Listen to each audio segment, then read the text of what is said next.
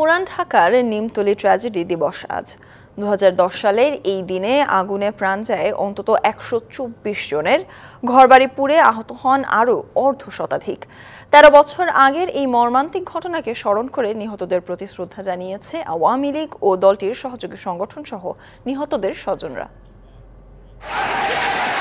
2010 সালের 3রা জুন রাত 9টা রাজধানীর চাংখারপুলের নিমতলীতে বৈদ্যুতিক ট্রান্সফরমারের বিস্ফোরণ ঘটে।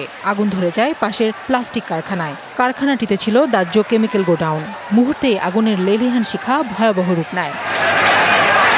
আগুন ছড়িয়ে পড়ে আশপাশের বেশ কটি ভবনে। সেই ভবনগুলোতে ছিল বিভিন্ন দাহ্য পদার্থ ও কেমিক্যাল। ফলে ভয়ঙ্কর সেই আগুন সহজে নিয়ন্ত্রণে আনা যায়নি। চোখের সামনে পুড়ে অঙ্গার 124 জন, আহত আরও অর্ধশতাধিক। পুড়ে যায় 23টি বসতবাড়ি, দোকান ও কারখানা। 13 পেরিয়ে গেছে সেই ভয়াবহ ঘটনার, তবুও আতঙ্ক কাটেনি এখনকার বাসিন্দাদের।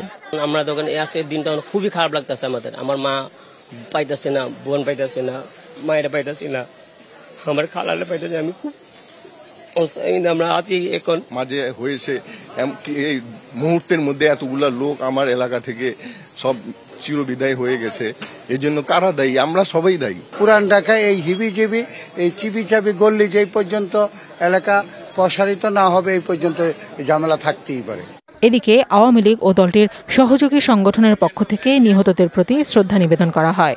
অগ্নিকাণ্ড যেগুলো যাতে থেকে হতে পারে সেই ধরনের ঘটনা যেন না ঘটে, তার জন্য আমরা বিভিন্ন জায়গায় যদি এই ধরনের হ্যাজার্ডাস কেমিক্যাল যদি থেকে থাকে সেখানে আমরা ওই ধরনের সচেতনতা তৈরি করার জন্য আমরা কাজ করতেছি। যেহেতু গিঞ্জি এলাকা, এখানে অবশ্যই ধাতব পদার্থ যাতে না থাকে, এখানে কাজ গোডাউন যাতে না থাকে, আমরা সবাই মিলে এটা চেষ্টা করছি।